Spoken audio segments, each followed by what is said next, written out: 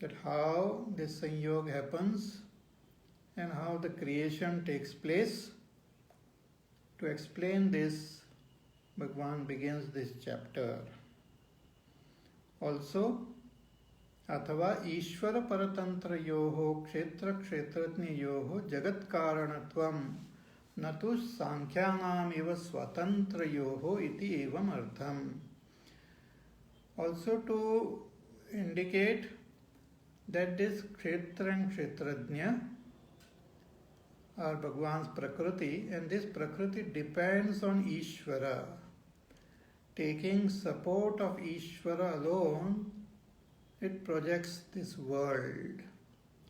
It is not independent.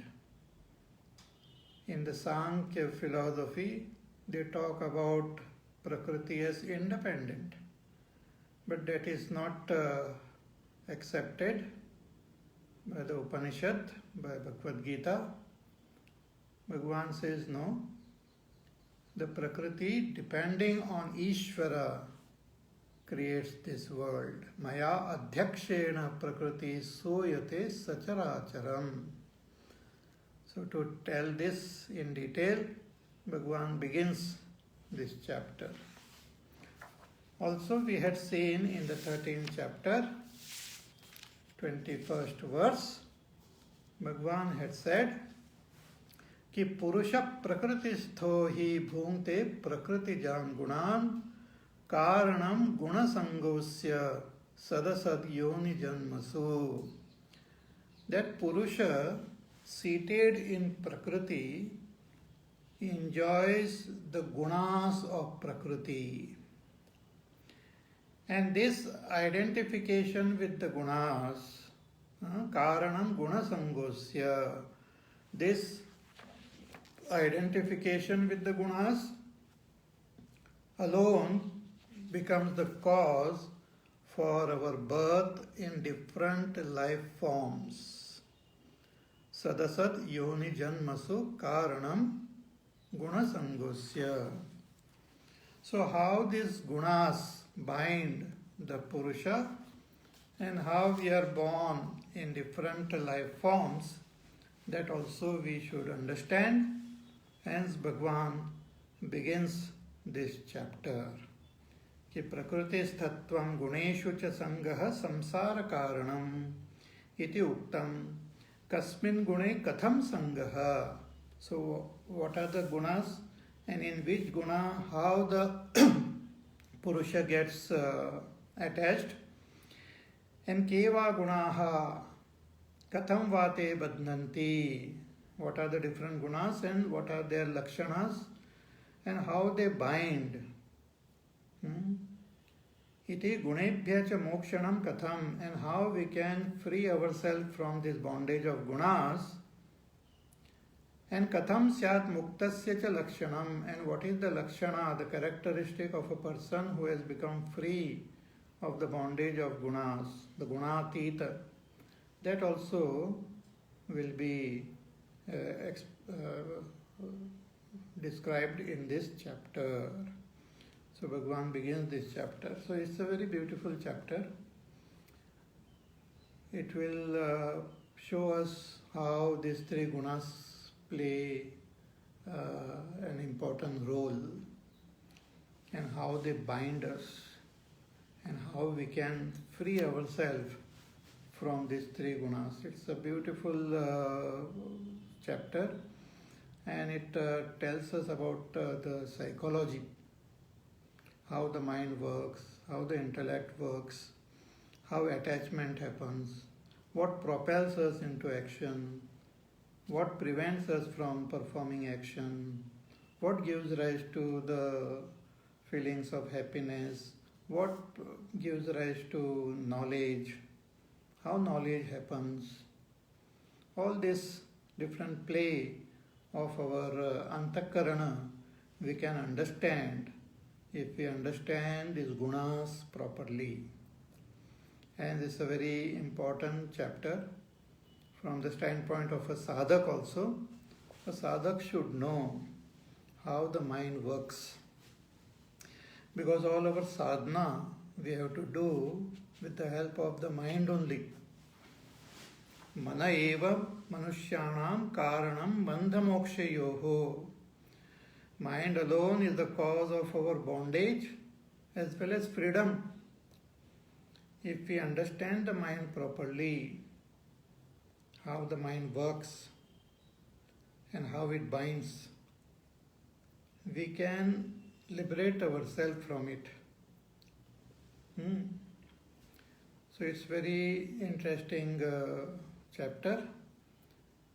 So let us begin. It begins with Bhagwan's words. So let us begin. Om Shri Paramatmane Namaha. Om Atha Chaturdashodhyayaha. Shri Bhagavan Uvacha.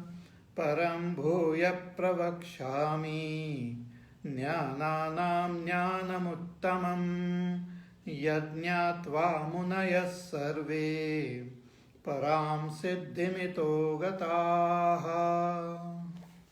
Bhagavan says, Shri Bhagavan Vacha, Sakshat that Bhagavan, Ishvara, he gives this knowledge to Arjuna and through Arjuna to all of us. So Bhagavan says, hey Arjuna, listen, ki param bhuya pravakshami jnanana jnanamuttamam. Bhagavan says that param jnanam, that supreme knowledge, which I have revealed to you in the previous chapter, which I have revealed to you in the other chapters also. But since this knowledge is very subtle, I will reveal it to you again. Param bhuya pravakshami. That is the compassion of Bhagavan. Out of compassion, he reveals this supreme truth in different ways. Because each one of us, we have our own samskar, we have our own way of understanding. So Bhagavan reveals it in different ways so that we comprehend it in some way or other. So Bhagavan says, Param Bhuya Pravakshami. I will tell you again what? That Jnananam Jnanamuttamam. That Param Jnanam. That Uttamam Jnanam. Jnananam Jnanam Uttamam. What is that Uttamam Jnanam? Why it is Uttamam? Because Uttama Phalatvat, it gives the supreme result. See, we have lots of knowledge in this world. We have a lot of things we know about the world also. But whatever knowledge we gain, it doesn't liberate us. It doesn't make us free of samsara. It continues to bind us to this world. So there is no knowledge of the world which liberates us. We might become great scholars, we might acquire a lot of degrees, doctorates, but such knowledge doesn't make us free. Jnanam, the greatest knowledge, is that which can make us free, which liberates us. Otherwise, it's not knowledge. So Bhagavan says that knowledge which liberates is called Uttama Jnanam or Param Jnanam. So Bhagavan says Param Jnanam Uttamam Jnananam Uttamam. It is greater than all the knowledge.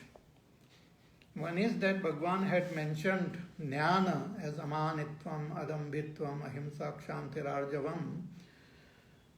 Those are just the values which Bhagavan had mentioned. He is not talking about that knowledge also. But there are other knowledge about yajna, knowledge about the devatas, knowledge about the world, knowledge about karma, knowledge about upasana. Lot of knowledge is revealed in our scriptures.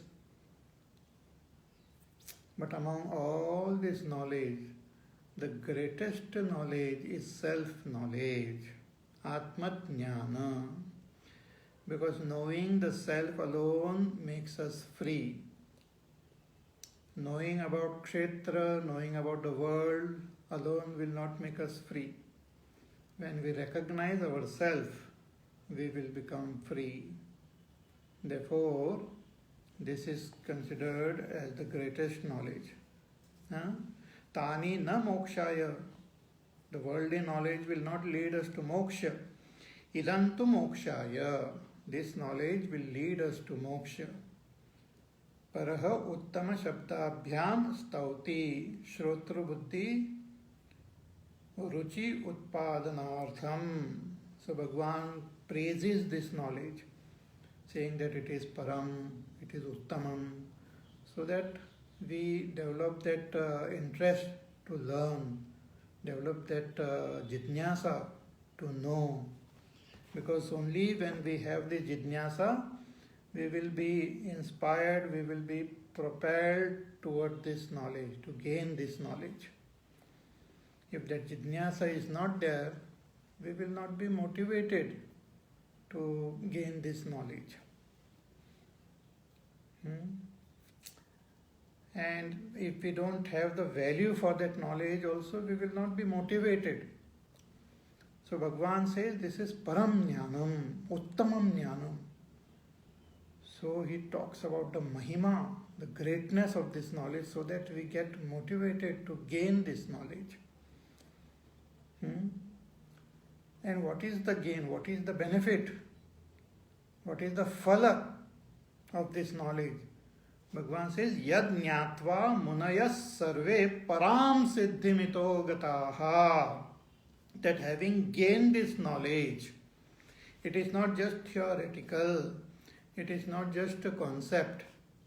One can understand and one can realize this. That is the beauty of this knowledge. We can not only intellectually understand it, but we can actually experience what is being said. Therefore it is jnana as well as vijnana also. Pratyaksha anugamam. Pratyaksha we can experience. So yad jnatva, yad jnanam jnatva prapya munayah. So great munis. Munis means sannyasis. Sannyasis means those who have done the sadhana and have become free of their attachment to their karma and have just renounced all karma, and they have focused their attention only in gaining that knowledge and becoming free, gaining moksha, gaining that freedom from this samsara. They are the munis. They are the seekers, contemplative seekers. So sannyasinaha, mananashilaha, sarve, all of them, param siddhim mokshakyam itaha asmat dehavandhanat urdhvam gataha praptaha. So all these great seekers, they have gained this knowledge, and due to this knowledge they have gained that param siddhi. What is param siddhi? That moksha, freedom from samsara, freedom from all bondage. Though the self is actually by nature free, but as we have seen, due to avidya, we misunderstand that we are bound, and we actually experience our bondage. We experience sadness, sorrow, pain, trouble. It's like our dream. Though we are sleeping comfortably in our bedroom, but we experience a terrible nightmare. Nobody can deny that experience because we can actually experience it. Though it is false, but we are experiencing. But when we wake up from that dream, instantly we become free of the nightmare. Similarly, though it is false, our bondage is false, just created by avidya, but we are experiencing and suffering. So one who gains this knowledge becomes free instantly, gains that param siddhi, moksha. Asmat deha bandhanat urdham. After they become free of this deha bandhan, we are bound to this body. Not only we are bound to the stula sharir, but we are bound to the sukshma sharir also. When we die, we become free of our bondage with one stula sharir, but we identify with another stula sharir. So our bondage continues. But when we gain this knowledge, then while living in this world itself, we become free.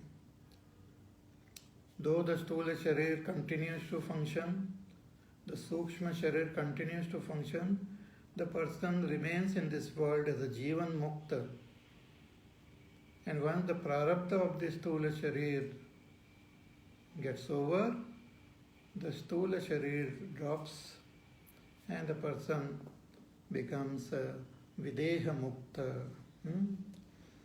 So Bhagavan says that many seekers, they have gained this moksha, yat jnatva, just by knowing this. Knowledge alone makes us free. If it was a real bondage, then we have to do some karma to make us free. Suppose a person is bound, tied, hands and legs are tied, then he has to put forth effort to untangle himself and become free. But here, we are not actually tied, but it seems as though we are tied. We have seen that Kshetrajna cannot be tied. Kshetrajna is like Akash. How can anything tie that Kshetrajna? How can anyone tie me? Kshetrajna means me, I, the self. How can anyone tie the self? It is as subtle as Akash. The gross physical body cannot tie us. The subtle body cannot tie us. But at present we are experiencing bondage. We are experiencing sorrow, pain, fear, suffering. So this is because of avidya only, because of not knowing, which has created this adhyas. So once we become very clear, when the understanding becomes clear, that understanding itself liberates us from this samsara. Therefore Bhagavan says, I will give you that knowledge again. So please listen carefully, hey Arjuna, and become free of this bondage.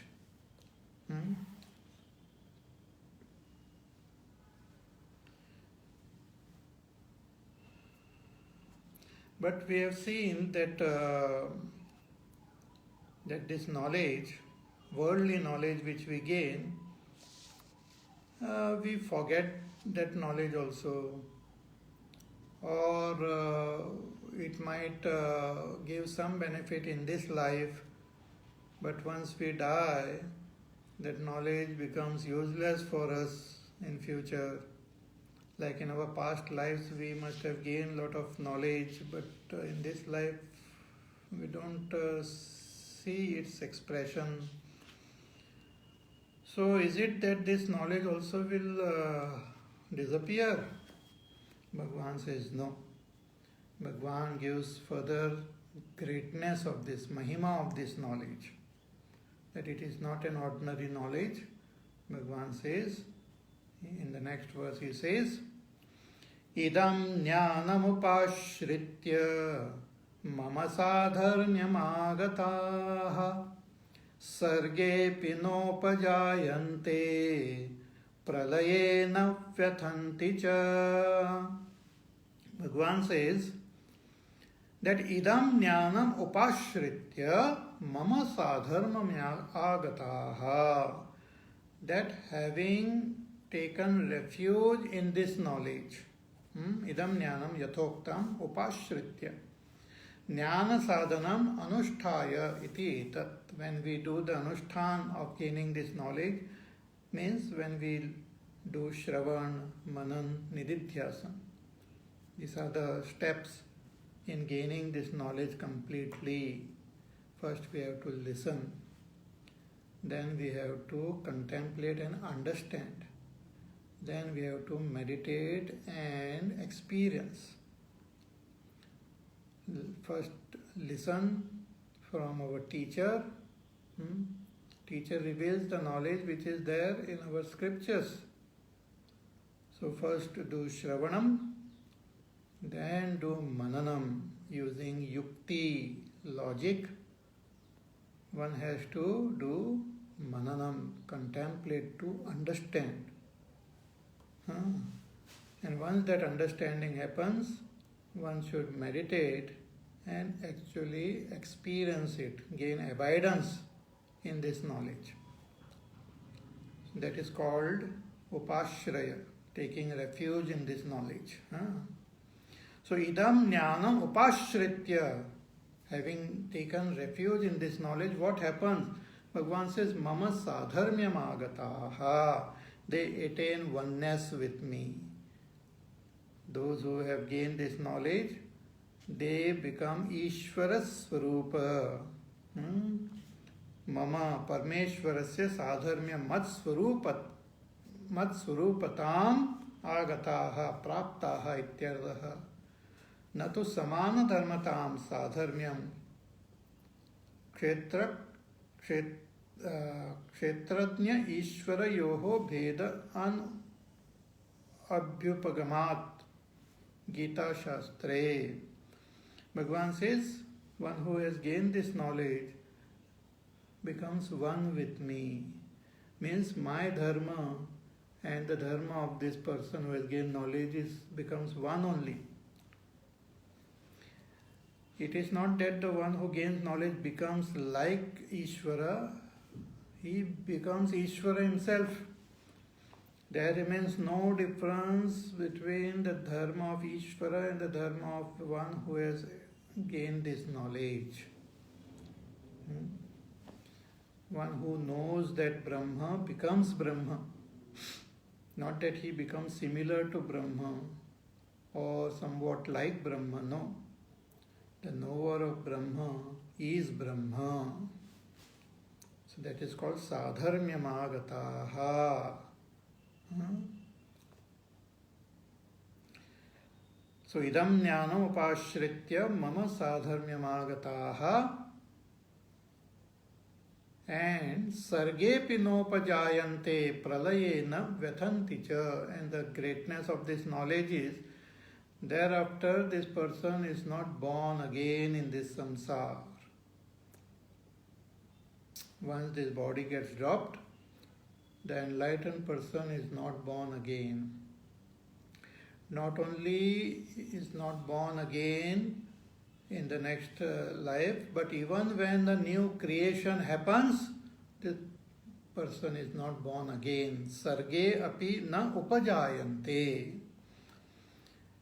And when the entire creation goes into pralay, this person doesn't get agitated. Na vyathanti cha, pralaye na vyathanti cha. That is the greatness of this knowledge. The knower is Brahma, and Brahma is not affected by creation and dissolution of this entire world. See, now a little bit thinking we will do about this knowledge. That what is so special. See, one is that we gain some knowledge of this world. What does it mean? That type of vritti happens in our buddhi. When I say I know the flower, then the vritti of the flower is formed in my buddhi.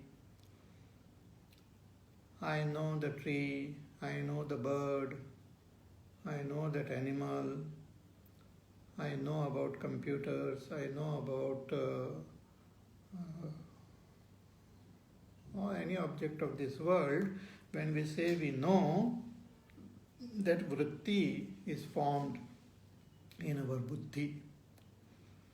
And this vritti gets stored also in our chitta. So memory is there. Suppose I go to college and then join the medical college, then I learn there about medicine. So every day when I go and learn, I keep gaining that knowledge in the form of vrittis. And that thing keeps getting stored in my chitta. And whenever the occasion arises, it can be recalled. Suppose I become a doctor, then a patient comes to me, so I diagnose the patient. So all that I have learned, appropriate that knowledge gets recalled. I remember. Then, based on that knowledge, I can take appropriate decisions. How the patient should be treated, all these things I can understand and take proper decision. But our memory, as we grow old, our memory also start becoming weak. At times we don't recollect. We say that, oh, in my younger days I had a sharp memory. Now I don't recollect. The patient comes and I try to remember that medicine, but that name just doesn't strike in my mind. I simply have just forgotten it. So the knowledge which we gain in this world about the worldly objects, we gain it with the help of our senses and with the help of our mind and with the help of our intellect, and we store that knowledge also. But there are certain problems with this knowledge, that it can be forgotten, that it can get jumbled up also. We learn something, then we listen to some other things, so all this, it gets mixed up in our mind. Like in spirituality also, people go and listen to so many different acharyas. All of them speak in different ways. So all this information goes into our head and it gets jumbled up, and we don't know finally what is what. So intellectual knowledge which one gains may be lost, will not help us. So is this knowledge intellectual, which we will lose it? Bhagavan says no. Once you have gained this knowledge, you become one with me. It is never lost. You will not be again born in this samsara. Because this knowledge is not different from our own self. It is not actually bauddhic, intellectual knowledge. The intellectual knowledge helps us, but then we transcend that and gain abidance in ourself. And once we gain that abidance in ourself, it is never lost. For example, now we have the experience of our, let us say, our deep sleep. What is that experience? That experience is of our own self only.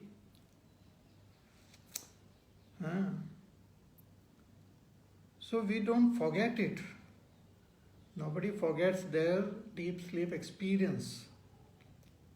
Therefore, comfortably we go to sleep without having any fear, because it is there with us. So we have the knowledge of our own existence, but we don't have the knowledge that I, the existing self, is Brahma. That we have to gain in the waking, that we have to gain in our intellect. And once that knowledge happens in the waking, then again with that knowledge when I meditate, I gain the direct experience, the aparoksha anubhuti, the direct recognition of myself, the experience of myself by myself. And that knowledge doesn't get lost ever, because it is of the nature of the self alone. So even with the creation of this world, the knowledge is not lost. Even with the dissolution of this world, that knowledge is not lost. Therefore Bhagavan says, कि सर्गेपि न उपजायन्ते pralaye na vethanti cha. Such a person, enlightened person, is not born again with the sarga. Sarga means the creation of this entire world, nor does he get agitated by the dissolution of this world. That is the greatness of the self-knowledge. So having inspired us and by telling us the greatness, mahima of this knowledge, now in the third verse, Bhagavan reveals this. So let us chant verse number 3. Mama yonirmahad brahma tasmin garbham dadhamyaham sambhavas sarvabhutanam tato bhavati bharata. Bhagavan says कि mama योनिर्महद् ब्रह्म तस्मिन् गर्भम दधामि aham. Now understand this shloka properly. Bhagavan says mama yonihi, that my yoni, my source, my source means my yoni, from where the whole world emerges, from where the whole world is created. The yoni, the womb, from where all this world comes into being, that is mine, and it is Mahad Brahma. Bhagavan says it is called Mahad Brahma, and Tasmin Garbham Dadhami Aham, and in which I place my seed. See, he uses this language here, Bhagavan uses, just as the reproduction happen in a human being also, how that reproduction takes place when man and woman come together, a child is born. So the woman is there, she has got a womb, and that what you call the womb is there, and the male is there. So the sperm of this male and the egg of this female, they come together, and the child starts growing in the womb, and then the child is born. The woman alone doesn't create the child. The man alone doesn't create the child. Their combination gives rise to this child, birth to that child. Similarly, Bhagavan says that I have this yoni. What yoni is talking about? The apara prakriti, the maya, the trigunatmika maya. Bhagavan mentions that maya as yoni, mahad brahma. Shankaracharya ji writes कि mama, Bhagavan says mama swabhuta, मदीया, my, मेरी माया, मेरी प्रकृति, it belongs to me. Madiya Maya Triguణatmika. It has got these three gunas. That Maya is also called Prakriti. That is the yoni, that is the source, that is the womb. Sarva Bhutanam, of all the beings. Sarva Karyebhyo Mahatvat. Mahatvat Bharanachya Swavikarana Mahat Brahma iti yonihi eva vishishyate. That Prakriti or Maya, Bhagwan calls it Mahat Brahma here, is called it Mahat because it is Mahan. Why it is Mahan? Because it is the very cause of all that is created. It is the material cause of all that is created. Therefore it is indicated as Mahat, Mahat Brahma. And it is also the support of this entire creation. So through this Prakriti, the entire creation comes into existence, and this Prakriti alone supports this existence. Therefore, Bhagwan calls it Mahat Brahma. So, Sarva Bhutanam Sarva Karyebhyo Mahatvat Bharanachya Swavikaranam Mahat Brahma iti yonihi eva vishishyate.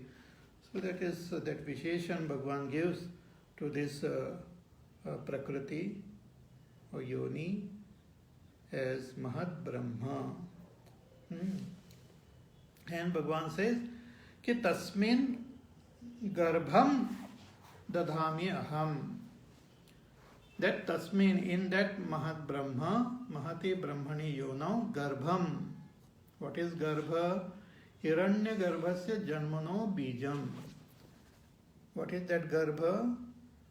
It is that Bija, it is the seed from where Hiranya Garbha is born.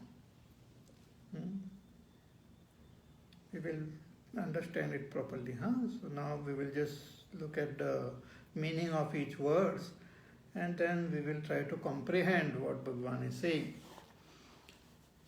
So, Hiranyagarbhasya Janmano Bijam Sarva Bhuta Janma Karanam. And what is that Hiranyagarbha? Is the cause of all the beings then. First being who is born is Hiranyagarbha, and from Hiranyagarbha all the other beings are born. So, Sarva Bhuta Janma Karanam Bijam Dadhami Nikshipami.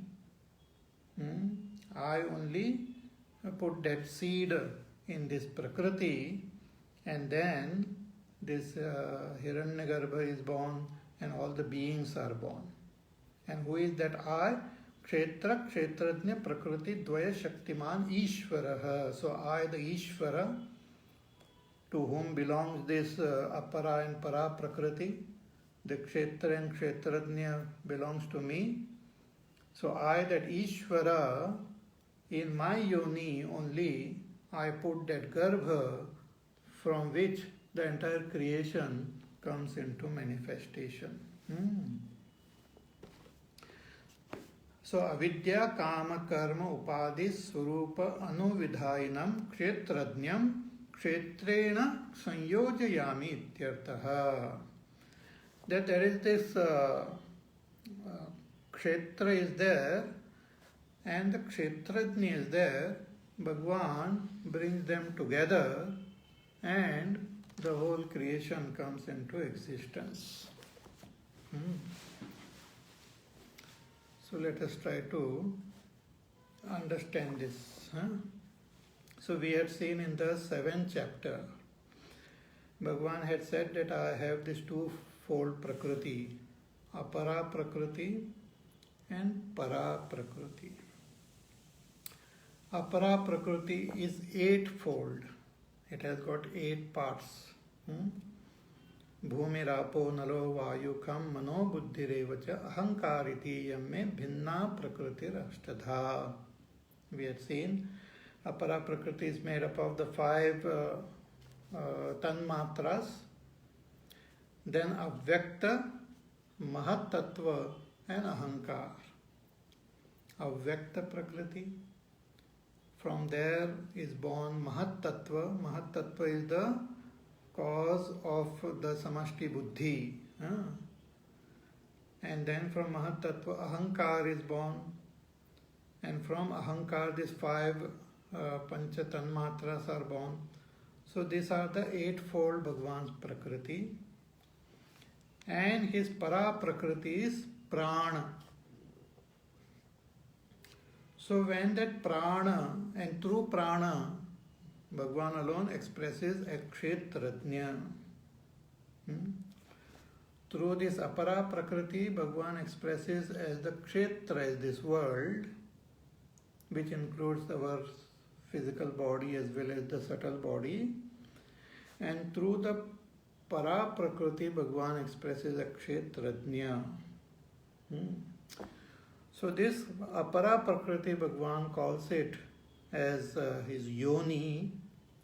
The Prakriti, Maya, Trigunatmika, the three gunas are there in this Apara Prakriti.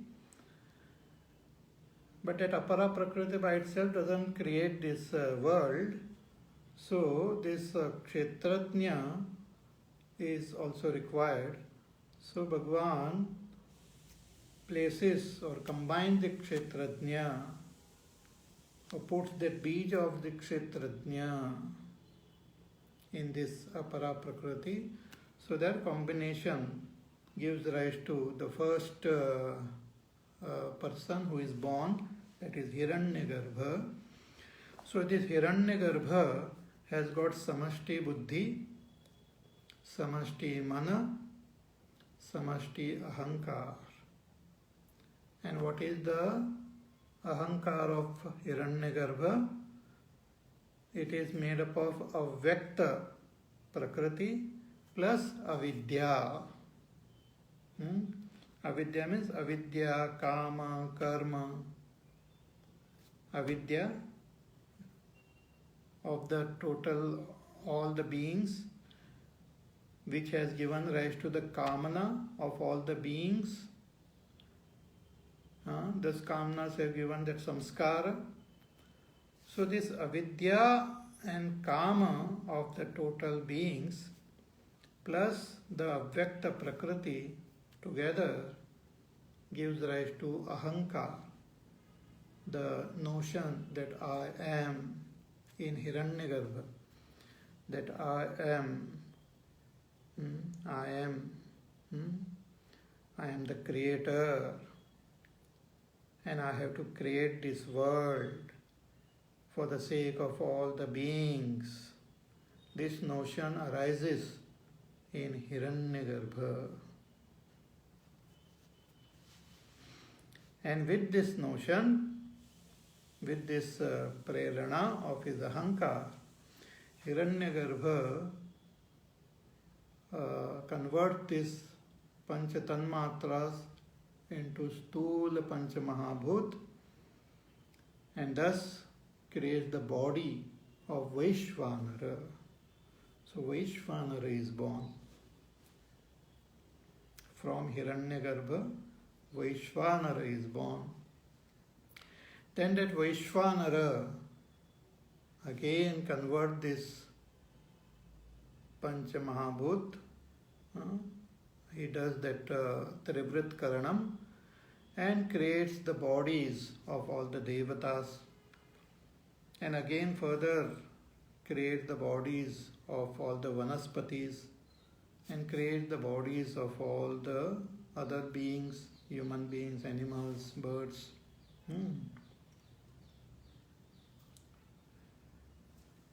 So all this process of creation happened when Para, Apara and Para Prakriti came together.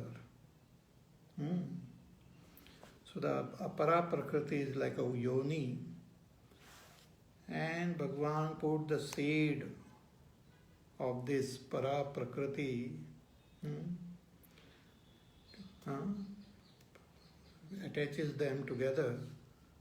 and then this creation comes into manifestation. Okay, this we can understand. See, all that is said in the scriptures we can understand with the help of our own experience and with the help of our buddhi. So if we can analyze the experience of our deep sleep, we can understand what Bhagavan is telling us. See, when we are awake, we are identified with our Stula Sharir and Sukshma Sharir. When we are dreaming, we are identified with our Sukshma Sharir. Stula Sharir, we drop the identification, but our identification continues with our Antakarana. But when we are in deep sleep, we are not identified with Stula Sharir nor with the Sukshma Sharir. We are one, alone. We are with Ishvara only. We have become one with Ishvara. In deep sleep, we become one with Ishvara. We remain there as Kshetrajna, who is Sakshat, that Ishvara alone. So, from the deep sleep state, how do I wake up? Who makes me come again into this samsara? How this samsara begins? What happens? See, I who was one with that Ishvara activates my Stula Sharir and Sukshma Sharir, and then makes me associate with my Stula and Sukshma Sharir. And because of this association, I again wake up with this identification with this body and then continue to experience this samsara. So if you analyze what happens at the individual level, same thing happens at the cosmic level.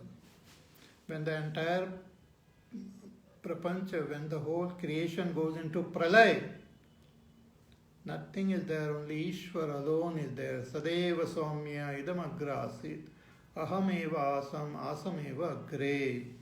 Ishvara alone is there. Then that sankalpa arises in Ishvara, that let me begin this creation. Because though the whole creation is there in Ishvara, all the jivas are potentially there, and the samskars of all the jivas are also potentially there. All the desires of all the jivas are potentially there, and they require a field to get expressed. So when the time comes, that sankalpa comes in Bhagavan's, that let me create. And with this sankalpa, Bhagavan activates his apara prakriti, and then his para prakriti is activated, apara prakriti is activated, and then he combines them to give birth to that Hiranyagarbha, and thereafter the whole creation comes into being. So that is poetically Bhagavan has presented here in this verse, ki he Arjuna, my yoni, mama yoni. This point again and again I am telling you that this Maya or Prakriti belongs to Bhagavan. It is Bhagavan's nature. Bhagavan is not different from his Prakriti. Prakriti is not different from Bhagavan. But in the scripture, the language of Dvaita is used to give this knowledge. It's called Adhyarop, we have seen. So through the language of Dvaita, this knowledge is revealed, and once we come to understand, that Adhyarop gets negated, and we understand that Advaita Brahma. So here Bhagwan as though talks about his Prakriti as though it is different from him but belongs to him. He says, this is my Prakriti, Apara Prakriti, Trigunatmika Prakriti, which he calls Mahat Brahma. And this Mahat Brahma has to give rise to this creation, but it will get created only when there is that motivation, when there is that pravritti in it. That pravritti, ahankar, is required for it to get manifested at this creation. So that is the bija which Bhagwan places there. Means the combination of para prakriti, the kshetrajna, and through this apara prakriti kshetra, they come together to give rise to this samsara. So tasmin mahati brahmani yonau garbham hiranyagarbhasya janmano bijam. So what is that garbha? That is the bija from where Hiranyagarbha is born. Hiranyagarbhasya janmano bijam sarvabhuta janma karanam, who is the very cause of the birth of all other beings. Sarvabhuta janma karanam bijam dadhami nikshipami. I put it, I place it. Who is this I? Kshetra kshetrajna prakriti dvaya shaktiman Ishvaraha. I, the Ishvara, who has got this twofold Shakti, Kshetra and Kshetrajna, I place this Garbha in this which gives birth to this entire creation. Avidya kama karma upadhi swarupa anuvidhayanam kshetrajnam kshetrejna kshetrena sanyojayami ityartaha. So the kshetrajna is associated with the appropriate kshetra and the entire creation happens. So at the cosmic level also the combination of kshetra, kshetrajna gives rise to this cosmic creation, and at individual level also the kshetra, our body, and kshetrajna, this I, gets combined to give rise to our own samsara. And this combination is due to avidya. It can be totally negated when we gain the proper vidya. So as long as this avidya is there, Bhagwan keeps them together and the samsara is experience. So sambhava utpattihi sarvabhutanam hiranyagarbha utpatti dvarena tataha tasman garbhadhanat bhavati he bharata. So when that garbhadhan takes place, Hiranyagarbha is born, and through that Hiranyagarbha the entire creation is born. Okay? You think about it. It's very interesting. And same thing actually I have been talking in the previous chapters also. So keep remembering what you have learned before and understand the whole process properly. Okay? More about this we will see in our class tomorrow. Till then, you take care, be happy, safe, peaceful, healthy, do your work, do your sadhana, listen to the pravachan again, contemplate, think, understand. Okay? And we shall meet again tomorrow. Hari Om. Shri Ram Jaya Ram Jaya Jaya Ram. Shri Ram Jaya Ram Jaya Jaya Ram. Shri Ram Jaya Ram Jaya Jaya Ram. Shri Ram Jaya Ram Jaya Jaya Ram. Shri Ram Jaya Ram Jaya Jaya Ram. Shri Ram Jaya Ram Jaya Jaya Ram. Shri Ram Jaya Ram Jaya Jaya Ram. Shri Ram Jaya Ram Jaya Jaya Ram. Shri Ram Jaya Ram Jaya Jaya Ram. Shri Ram Jaya Ram Jaya Jaya Ram. Shri Ram Jaya Ram Jaya Jaya Ram. Shri Ram Jaya Ram Jaya Jaya Ram. Shri Ram Jaya Ram Jaya Jaya Ram. Shri Ram Jaya Jaya Ram. Shri Ram Jaya Jaya Ram. Shri Ram Jaya Jaya Ram. Shri Ram Jaya Jaya Ram. Jaya Jaya Ram. Jaya Jaya Ram. बोलिए सियावर रामचंद्र भगवान की जय. ओम पूर्णमदः पूर्णमिदं पूर्णात् पूर्णमुदच्यते पूर्णस्य पूर्णमादाय पूर्णमेवावशिष्यते. ओम शांति शांति शांतिः. हरि ओम. श्री गुरुभ्यो नमः. हरि ओम.